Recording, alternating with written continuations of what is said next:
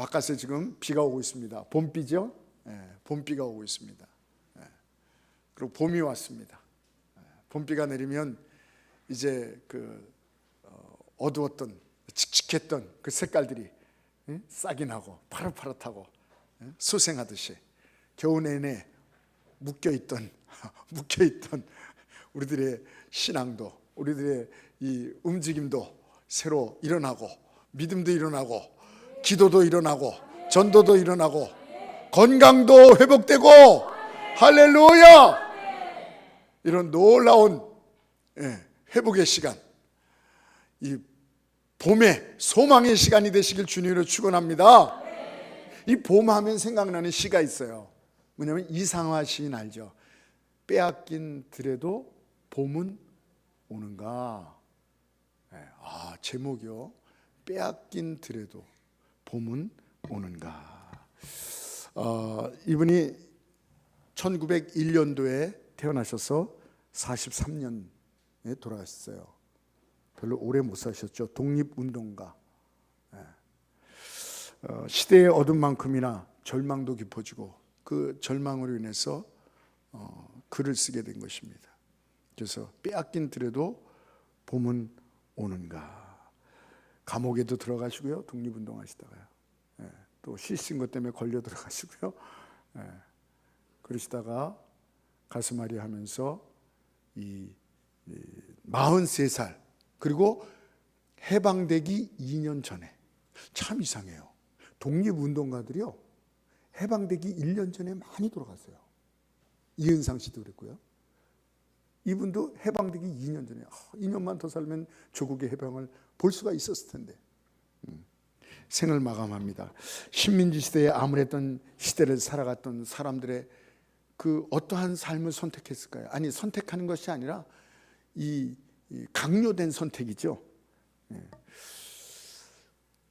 그런 삶 속에서 행할 수 있었던 것, 이 저항 정신을 글로 쓸 수밖에 없었던 그런 삶이었던 것입니다. 역사는 가정이 없다 그럽니다. 그런데 혹시 우리가 이런 시대에, 암울한 시대에 살았으면 우리는 어떠한 삶을 살았을까 한번 생각해 보는 것입니다. 이 일제강점기 때 살았던 이 시대, 지금 100년이 흘렀습니다. 이분이 살았던 이 시를 쓴 게 지금 100년이 됐어요. 26년 정도 됐어요. 그러니까 100년이 조금 안 됐지만 100년.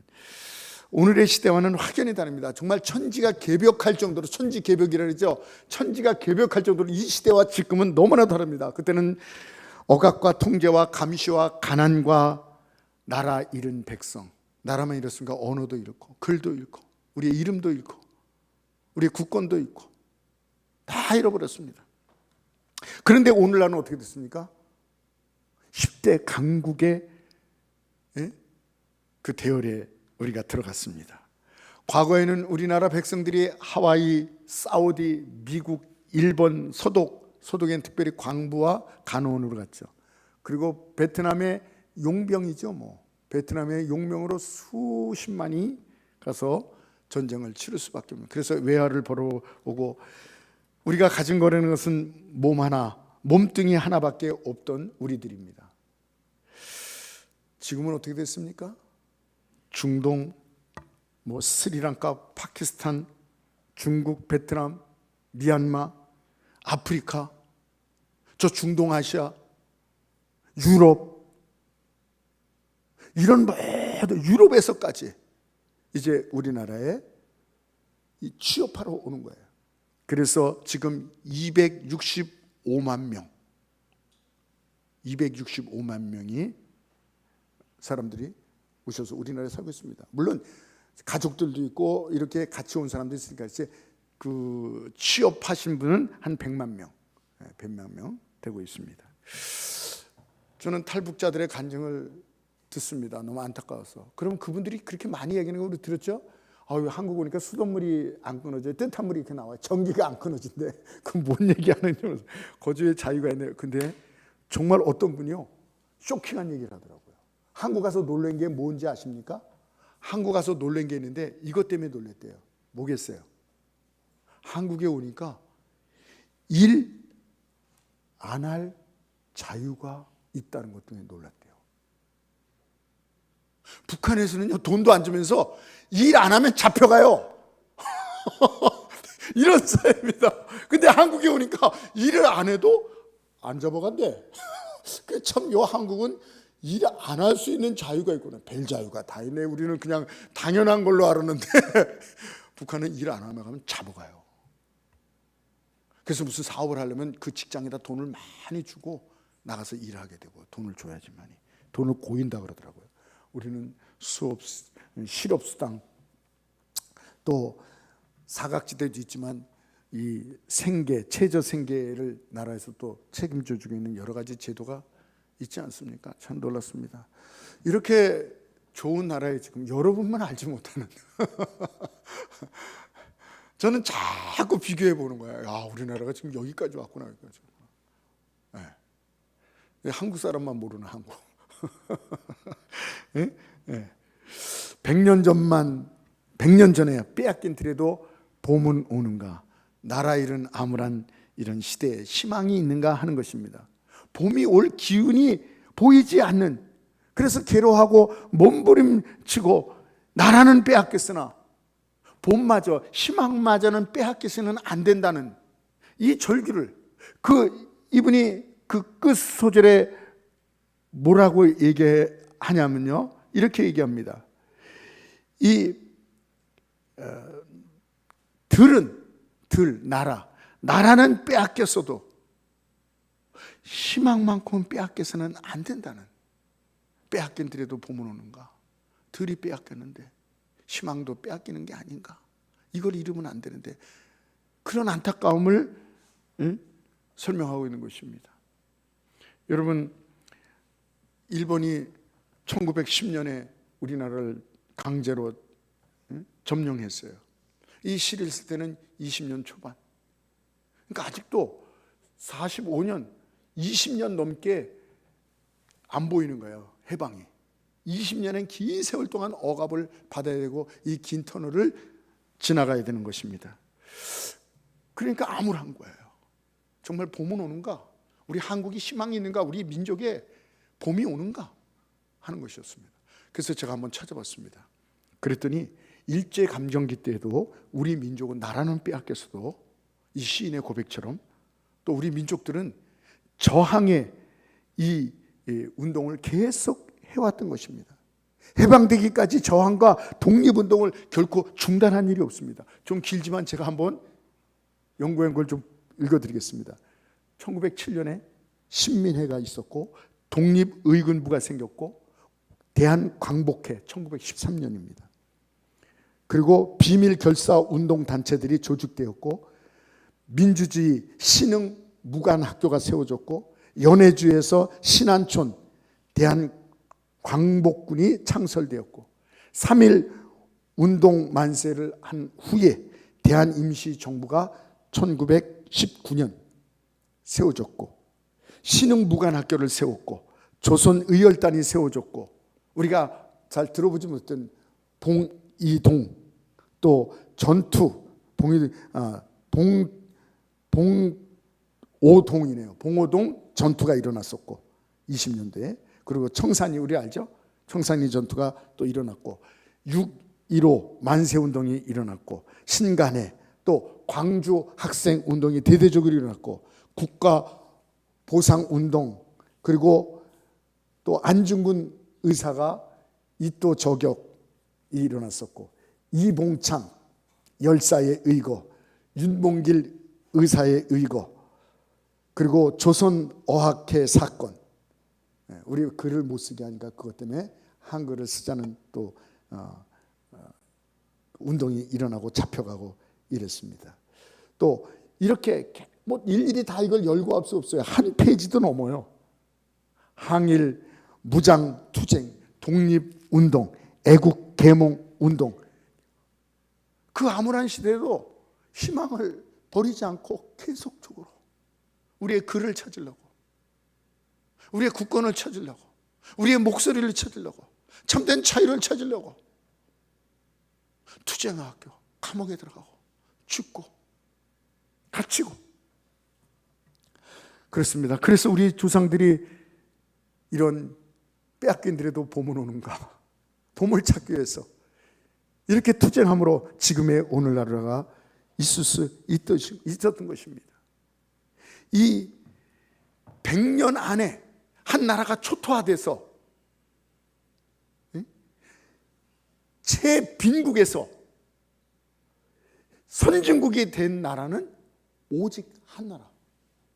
최빈국 많습니다. 전쟁이 일어난 그때 1차 2차 세전 때 전쟁이 휘말리지 않은 나라가 어디 있었겠습니까? 최빈국. 우리가 거기에 맨 밑바닥에 있던 나라예요. 수단, 가나 이런 나라하고 우리가 같았었어요. 먹을 것이 없는, 굶어 죽는 이런 나라. 그런 나라가 이렇게 최선진국이 된 나라는 찾아볼 수가 없습니다. 한 나라가 있는데 이건 우리나라가 얘기하는 게 아니에요. 전 세계에서. 그래서 전 세계에서 우리를 연구하는 거예요. 이상하다.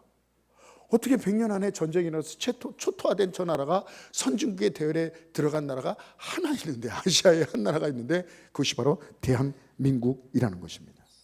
여러분, 과거에 일본의 나라를 빼앗겼지만 오늘날 시대에는 누구에게 우리의 들이 빼앗겨서 보물, 희망을 잃어가고 있는 것입니까? 오늘 제목처럼 이 봄을 잃은 그대에게, 희망을 잃은 그대에게, 일정 강점기 때에도 희망을 잃지 않았던 우리들인데 오늘날 우리 나라를 보면, 우리 젊은이들을 보면, 오늘 시대를 보면 들만 빼앗긴 것이 아니라 봄의 희망을 빼앗긴 것 같아요. 그래서 제가 왜 우리나라가 이렇게 지금 희망이 없이 살아가는가 보니까 이제는 많이 우리가 성장했기 때문에 그 원인이 첫 번째가 뭐냐면 안주하려는 것입니다.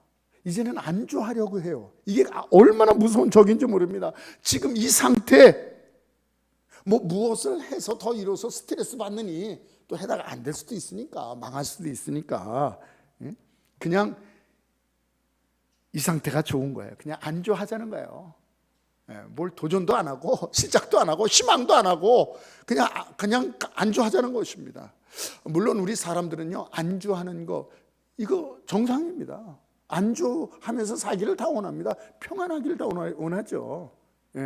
그것은 나쁜 것이 아닙니다. 자연스러운 것입니다. 그러나 우리가 육신 하나 편하려고 이 안주하는 삶은 결코 이상하게 인간은 복잡하기 때문에 육신하라 아니라라고 하면 모든 것이 해결되는 게 아니에요. 정신적으로, 영적으로 도리어 이 안주하지 못하는, 이상하게 방종이 오고 허무와 이 무기력, 두려움, 이것이 인생 기반을 전체로 흔들어 놓고 있어서 더 괴롭다는 거예요. 이상하죠? 힘들고 육신이 어려울 때, 먹기 살기 바쁠 때보다도 육신이 편안하면 정신적인 고통이, 불행이 더 많다는 거예요. 참 알다가도 모를 인생입니다. 오늘날 많은 사람들이 현실에 안주하며 살고 있습니다. 그래서 옛날에는요, 먹고 살 게 없기 때문에 그냥 새로운 뭐만 일만 있으면 그냥 가서 일했어요. 그래서 우리 권사님들 그런 일 하는 것 때문에 조금만 어디 놓은 밭이 조금만 있으면 가서 그거 매시느라고 그냥 우리 권사님들 다 그러시더라고요. 그리고 너무나 가난해서 이 가난을 벗어나기 위해서 악착같이 피곤해도 또 내일 일터로 나가고 그런 것이 있었습니다. 또 무시를 당해도 보다 나은 내일을 위해서 잡초의 근성으로 발표도 또 일어나고 욕먹고 맞아도 피눈물을 삼키면서 그 자리를 지켰던 우리 잡초 근성들이 우리에게 있었습니다. 근데 지금은 대다수가 먹고 살만해요. 먹는 것 때문에 그런 분도 있겠죠. 그러나 대부분 이제 먹는 게 문제가 아니에요. 좀 더 맛있는 걸 먹을까? 그래서 멀리도 차 타고 가서 멀리도 우리 성도님이 목사님 식사 대접을 하겠습니다. 그래서 차 타고 멀리를 갔어요. 그 그 산골짜기 조그만 이 저게 차들이 여기를 어떻게 알고 왔을까? 이제는 가까운 데서 많이 주는 게 아니에요. 멀더라도 맛있는 거면 비싸도 괜찮아요. 그냥 멀어도 괜찮아요. 수고를 아끼지 아니합니다. 그렇습니다. 여러분, 이제는 먹는 것도 어느 정도 됐고 가난해서 어느 정도 벗어났어요. 옛날에는 동네에서 하나 전화기가 있어서, 여기 있는 분도 증인들이 있을 거예요. 이장님 때 전화기가 있잖아요. 서울에 있는 아무개가 전화 왔습니다. 박서방님 전화 받으세요. 그럼 뛰어가서 전화 받고. 저 어렸을 때도 동네 텔레비가 하나 있었어요. 그래서 그 집에 가서 텔레비를 보기 위해서 그 아들한테 얼마나 잘해야 하는지. 한번 눈 밖에 나가면 너는 오늘 오지 마 이러면. 근데 핸드폰을 이제 다 갖고 있어요. 핸드폰을 다 갖고 있어요. 핸드폰이 전화도 되고 TV도 되지 않습니까? 이제는 자동차가 다 있어요. 제가 어저께 생각해보세요. 우리 청년들이요, 그래도 직장 나가는 우리 청년들까지 차가 한 대씩 다 있어. 어느 집은 2대, 식구마다 차가 있어. 어느 집은 3대. 와, 이렇게 되었습니다. 이제 무시당하는 것도 이제는 그런 시대도 지나갔어요. 이제 미투 조금만 잘못하면 뭐 인권. 그래서 전화를 받으면요, 그래서 이제 녹음이 된다고 말 조심하라, 그런 멘트를 넣어주고요. 또 뭐예요? 여러분의 사랑하는 자녀가 전화를 받는다는 생각으로 전화를 받아주지만, 이제 어느 정도 이 홍보가 됐어, 이제 그만해도 좋겠어. 계속 여러분의 자녀가 그렇게 안 해도 잘 받는데 그런 멘트가 자꾸 흐릅니다. 옛날보다 확연히 모든 것이 다 좋아졌어요. 그런데 이런 사회 속에서 뭐가 높아지냐? 모든 것이 다 정비례하는 것은 아니더라고요. 경제가 발전하니까 반비례하는 것도 있어요. 정과 이런 사람다움, 이런 것이 도리어 반비례하는 것도 있어요. 옛날에는 힘들게 살아가는데 늘 걸어다니고 늘 힘들게 육체적인 노동했는데 그때도 체력이 좋대요. 조금 우리 학생들 체력이 옛날보다 못하다는 거예요. 못하다는 거예요. 반비례하는 게 많더라고요. 네. 그렇습니다. 그래서 오늘날은 절박함이 없었어요. 간절함이 없어졌어요. 새로운 것에 대한 어떤 도전한다는 이런 정신이 없어졌어요. 그냥 여기가 좋사오니 지금이 좋사오니. 그래서 옛날에는요, 뭐 누구 부르면요, 애들한테 부르면요, 교회에서 네! 이러고 일로 와보라고 막 달려와요. 죄송합니다, 우리 청년들 죄송해요. 우리 청년들은 안 그런데 다른 교회 가면 그래.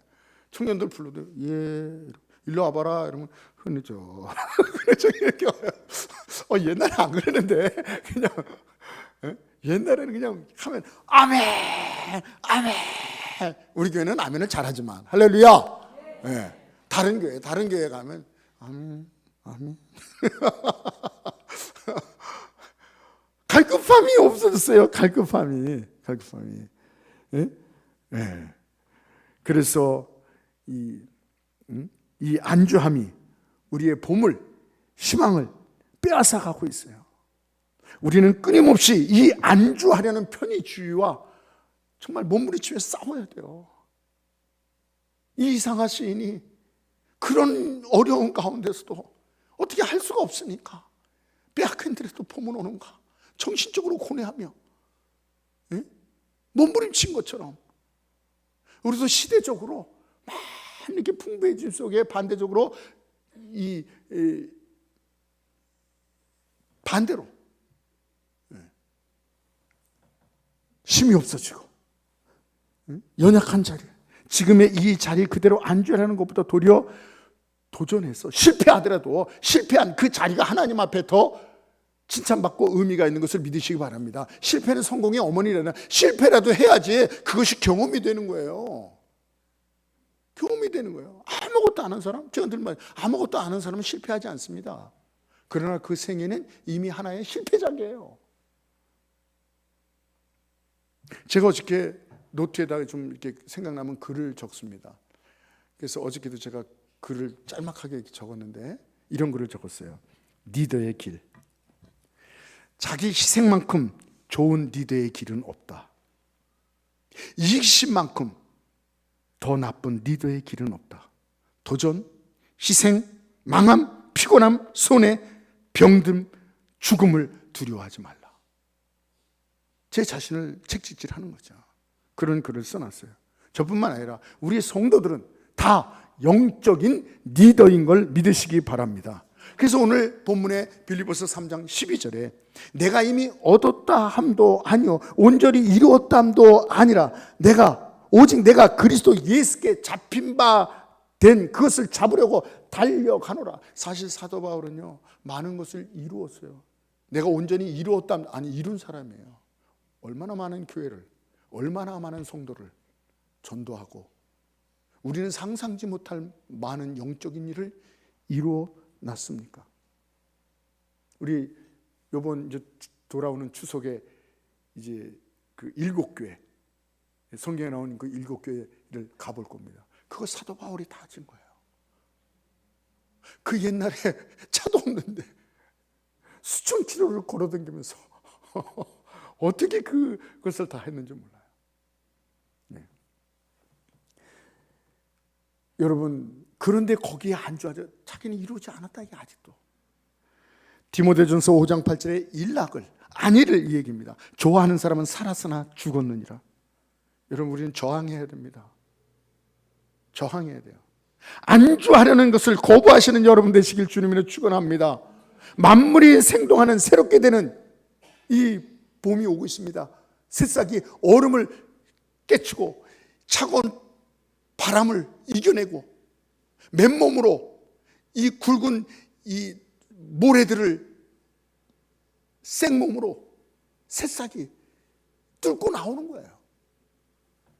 싸움에 나오듯이 새싹 같은 선한 일에, 이 영적인 일에 아무것도 없더라도 함께 도전하는 저와 여러분이 되실 주님으로 축원합니다. 세계적인 역사사 아놀드 토인비라는 유명한 분이 있습니다. 이분이 세계의 이 나라들을, 이 흥하고 망하는 나라들을 다 연구하면서 이런 얘기를 썼습니다. 세계의 다양한 문명과 역사를 연구하며 한 가지 사실을 깨닫게 됐다는 것입니다. 그것은 과거의 영광에 붙들려 있는 문명과 그 사람들은, 그 민족들은 모든 것을 잃어버리고 불행하게 되었다는 것입니다. 그런 사람은 과거에 안주할 때 미래를 바라보지 못한다는 것입니다. 과거에 매여 있는 사람은 이미 죽어 있는 사람이다. 희망을 품고 미래를 계속적으로 도전하는 사람은 나이는 먹더라도 결코 늙은이가 아니다. 젊은이들이다. 청년들이다 말했습니다. 이 토인비가 세계의 문명을 연구하며 안주하려는 것은 행복과 평화를 파괴 안 한다는 것을 도리어 우리는 행복하기 위해서 안주하려는데 그것이 그 행복을, 그 문명을, 민족을, 미래를 파괴한다는 것입니다. 그래서 지나온 과거에 안연하는 사람은 도리어 자기를 파괴시킨다는 것입니다. 그 행복을 잃어버린다는 것입니다. 여러분, 노르웨이에 이창호라는 분이 계세요. 이분이 뭐 했는지 아십니까? 이분이 6.25 때 학생이었어요.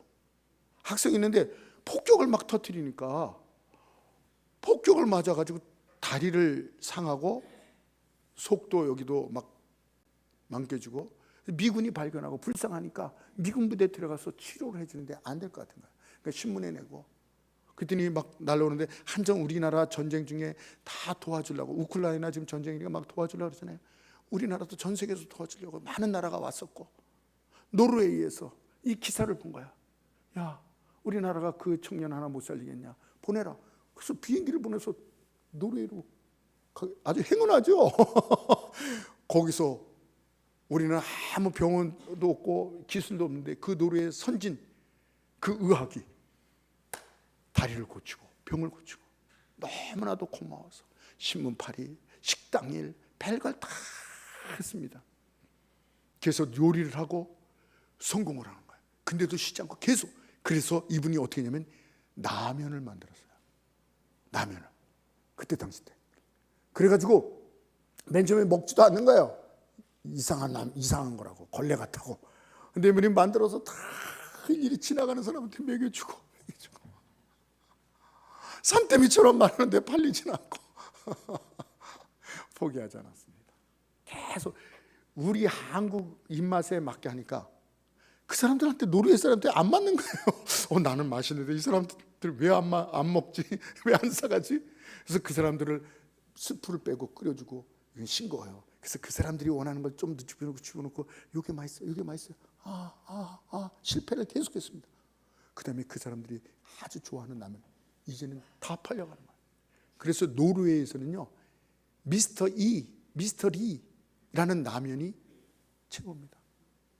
95%가 이 이창호라는 사람이 만든 라면이 노르웨이 95%. 이게 가능한 일입니까? 우리 삼양 농심 있지만 몇 프로씩 차지할까요? 95%. 노르웨이에서는 모르는 사람이 없습니다.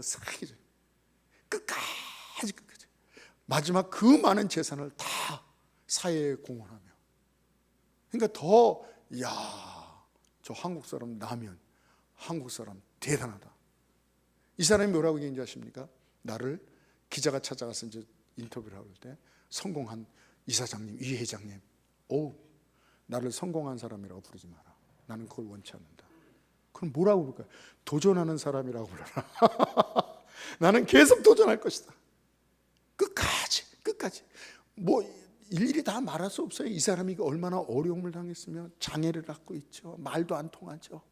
그런 것에서 이 사람이 이렇게 최고의 자리까지 95%의 이 사업계를 쥐어잡기 위해서는 얼마나 고전분투했겠습니까? 포기하지 않는 사람. 몇 번 절망하고 안 되고 전부 다 잘 팔린 게 아니에요. 안 먹겠다는 거예요. 그렇습니다. 계속적인 도전. 빌립보서 이 3장 12절, 내가 이미 얻었다 함도 아니요 온전히 이루었다 함도 아니라 내가 오직 그리스도 예수께 잡힌 바 된 것을 위하여 잡으러 가노라. 안주하지 않는다는 것입니다. 마음속으로 계속 도전하는 거예요. 여러분, 몸이 움직일 수 없더라도 포기하지 마세요. 정신이 살아있잖아요. 정신이 살아있습니다. 안주하며 성공을 거부하고, 성공까지 거부해. 내가 성공하는 것까지 거부해야 돼요. 계속 도전하시는 저와 여러분들이 주님으로 축원합니다. 이 봄에 우리가 살아나야 돼요. 봄에. 그리고 또 한 가지는 왜 이 봄을, 희망을 잃어버리는가? 그 이유가 뭔가? 가만히 보니까 우리 경험 때문에 그래요. 과거에 우리가 많이 실패한 그 경험들이 더 이상 앞으로 나가지 못하도록, 더 이상 도전하지 못하도록, 더 이상 희망하지 못하도록 우리의 발목을 잡고 있는 거예요. 목사님, 해봤어요. 해봤는데 안 되던데요? 기도하자고요? 기도해봤어요. 전도하자고요? 전도해봤어요. 열심 내보자고요? 열심 내봤어요. 믿어도 봤어요. 도전해도 봤어요. 발버둥 쳐봤습니다. 매달려보기도 했습니다. 근데 안 됐어요. 근데 안 돼요. 희망도, 간절함도 해보았는데 안 돼요. 더 이상 희망하라고, 많이 해봤으니까 더 이상 희망하라고 희망 고문하지 마세요. 변화시켜달라고, 고쳐달라고, 내 몸을 고쳐달라고, 내 아픈 병마를 고쳐달라고, 우리 가정을 고쳐달라고, 내 자녀를 변화시켜달라고. 오랜 세월 눈물 흘리면서 기도했어요. 축복해달라고 기도했어요. 죄와 싸워서 이기는 영적인 거장이 되게 해달라고 숱한 밤을 금식하며 싸워왔어요. 안 되더라고요. 환경을 좀 바꿔달라고, 이 희망 없는 환경 좀 바꿔달라고 숱한 밤을 싸우면서 기도해왔습니다. 희망해봤습니다. 지금까지 해왔는데 더 이상 안 돼요. 이제는 희망을 갖기 싫어요. 이제 봄이라는 것 다 발급지 않고 기대도 없습니다. 그러면서 희망 고문 지쳤어요. 교회에서 자꾸 얘기하는 거 봄마다 또 봄이 됐다고 또 새싹을 피우듯이 우리도 피우자고 그렇게 얘기하는 거, 그 희망 고문입니다. 이제 과거에 다 해봤어요. 저에게 봄날은 갔습니다. 뭐 봄날은 간다라는 노래도 있잖아요. 저에게 봄날은 없습니다. 더 이상 희망하기 싫습니다. 교회에서는 왜 자꾸 이렇게 도전하라고 희망하라고 된다고, 응? 그렇게 자꾸 희망 고문하는지 모르겠어요. 도전하라고 희망하라고 된다고. 그 다음에 오는, 그래서 또 안 되면 그 다음에 오는 절망은 얼마나 우리를 상실케 하는지, 정말 고문 수준이라기에, 그래서 희망 고문이라고 하지 않습니까? 희망 고문. 더 이상 희망이 없는 자들에게 희망하지 마라. 그건 고문이다. 여러분, 그런데요, 진짜 고문은요 교회에서 주는 게 아니에요. 정신 차리세요. 누가 주는지 아십니까? 이 세상에서 희망 고문을 하고 있는 것입니다. 뭐라 그래요? 착하게 살으라 그래요. 성실하게 살면 된다 그럽니다. 그래서 뭐라 그래요? 쨍하고 해 뜰 날 돌아온단다. 예? 쨍하고 해 뜰 날 돌아온단다. 예? 돌아오기는 뭐가 돌아옵니까? 예. 안 되는 일 없단다. 노력하면, 그 노래 가사가 그래요. 안 되는 일 없단다. 노력하면은, 그렇게 나오잖아요. 쨍하고 해 뜰 날 돌아온단다. 이랬어요. 예? 여러분, 뭐가 돌아옵니까? 뭐가 돌아옵니까? 그렇게 달렸는데, 예?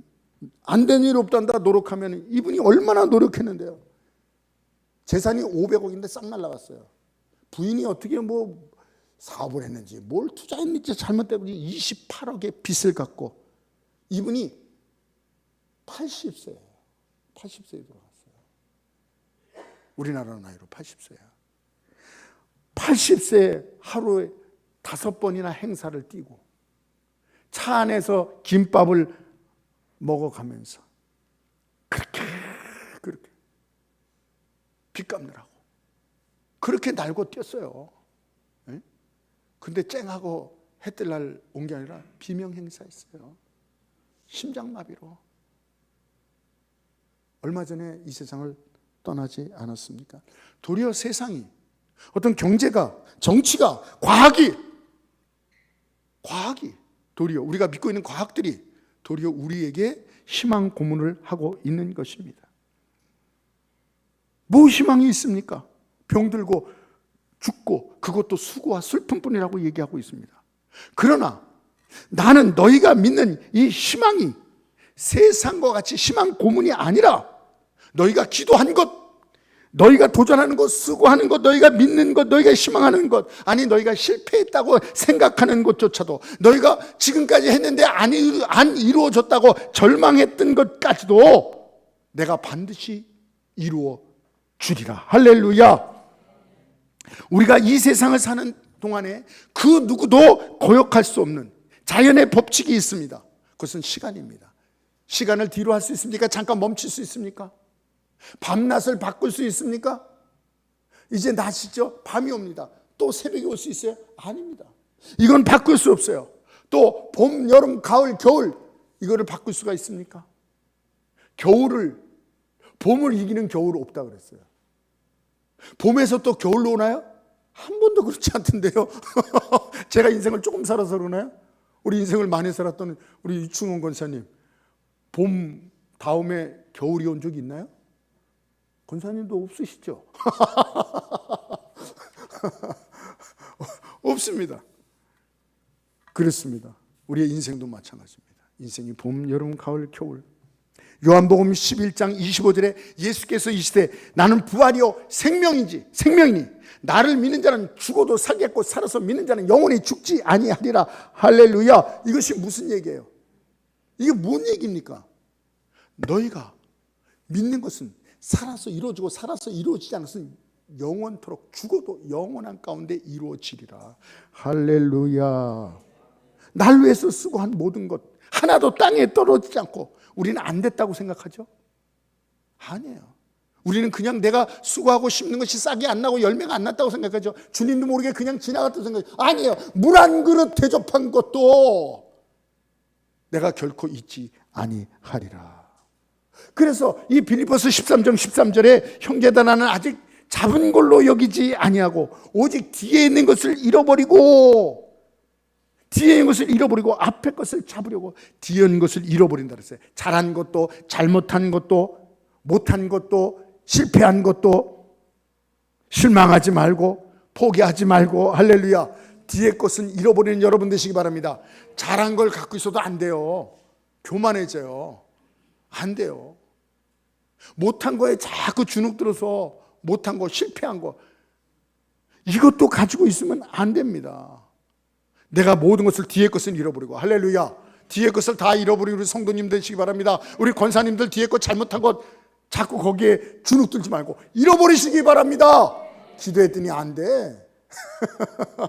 내가 열심히 해봤는데 안 돼. 안 된 게 아니라니까요. 안 된 게 아니에요. 잃어버린 세월이 아니에요. 우리 주님께서 다 보시고 계신 것입니다. 할렐루야. 하나님은 우리의 신앙, 우리의 믿음, 우리의 인내가 밑바닥 칠 때도 요새 그 은혜를 받는 거예요. 금요일 기도회 때 이 말씀 드렸죠. 여러분 우리가요 신앙이 어떨 때는 밑바닥 칠 때가 있어요. 그런데요 놀라운 것은 우리 주님께서는요 우리 신앙에 있어서 제일 밑바닥 칠 때를 보시는 것이 아니라 최고의 신앙을 보시는 것을 믿으시기 바랍니다. 제가 말씀드렸잖아요.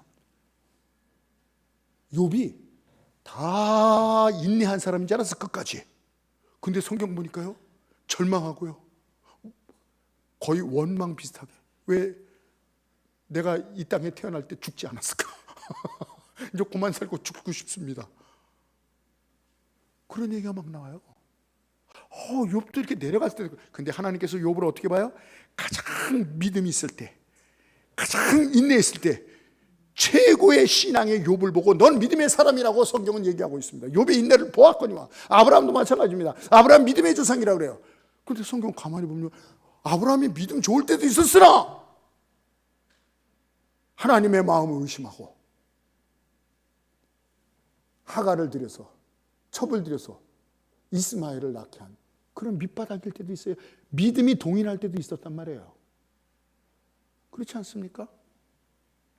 그런데도 뭐라고 얘기해요?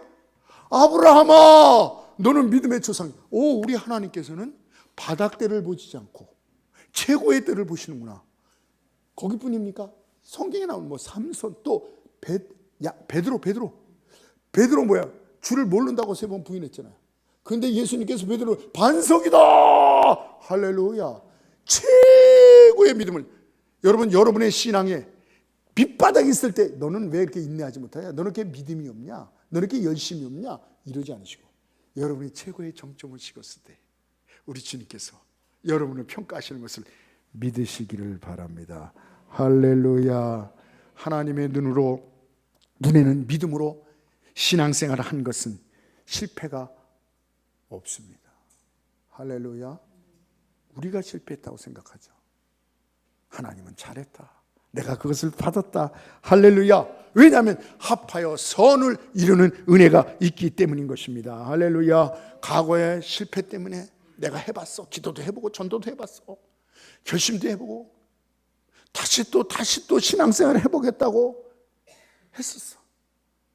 그런데 다 안 됐기 때문에 절망하고 포기하고 선심하고 이런 상황에 있지는 않습니까? 이게 암암리예요. 앙금처럼 우리 속에 되어 있어요. 그래서 성도님을 만나서 우리 시작해 봅시다. 기도해 봅시다. 이러면요 시큰둥해. 왜 그래? 그게 깔려 있는 거야. 해봤어요. 다 해봤어요. 안 되더라고요. 또 하라고요. 또 절망하라고요. 또 좌절하고요. 심한 고문 그만하세요. 잃어버리고 할렐루야. 사도 바울처럼 잃어버리고 이 봄을 맞이해서 또 뒤에 것을 잃어버리고 실패가 아니었다는 거예요. 밑바닥도 아니라는 거예요. 하나님께서 최고의 경점을 보시는 거예요. 마지막 한 말씀하고 마치겠습니다. 간단하게 말씀드리겠습니다. 마지막으로 이 봄을 희망을 포기하고 왜 도전하지 않는가 제가 곰곰이 이렇게 생각을 해본 거예요. 그건 뭐냐면 나이. 목사님 지금 내 나이가 몇인데요. 나이. 나 건강을 잃었어요. 내 몸 하나도 간수하기 힘든데 뭘 남을 도와줍니까? 환경. 우리 젊은이들은 목사님 뭐 소도 뭐 언덕이 있어야지 비비죠. 비빌 언덕도 없어요.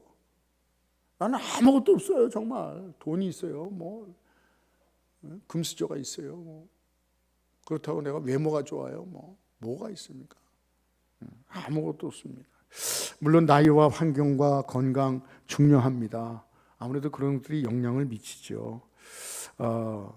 그러나 그럼에도 불구하고 우리는 도전할 수 있고 희망할 수 있습니다. 비록 성공할 확률이 떨어질 수도 있고 좋은 배경의 사람들보다도 이 수확량이 좀 적을 수도, 현저하게 적을 수도 있어요. 그러나 우리 하나님은 뭐예요?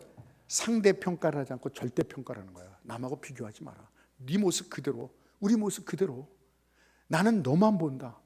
다른 사람하고 비교해서 너 잘 됐냐 못했냐 공부를 잘했냐, 이건 세상에 상대, 모르는 사람들 상대평가죠. 하나님은 절대평가. 나는 너만 본다.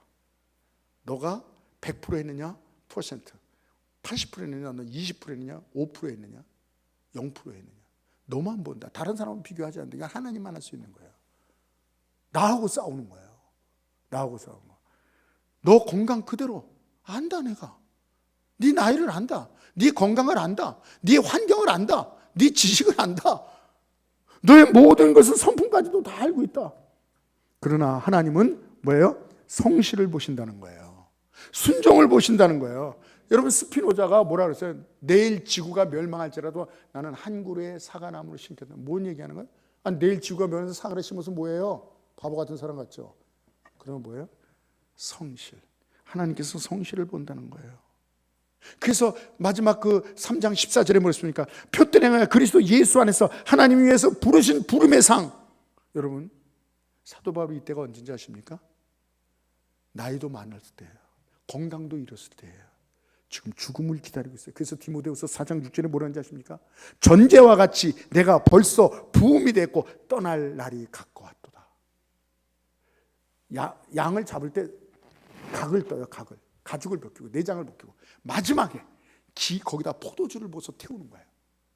자기가 부음이 됐다. 자기는 사지가 떨고 각이 떴고 내장이 다끈해졌고 이제 포도주를 벗어 관제같이 부음이 됐다. 마지막 불만 붙이면 이제 끝나는 마지막 목숨이 다 됐다는 것을, 이런 시기입니다. 지금 여러분부터 더 하잖아요.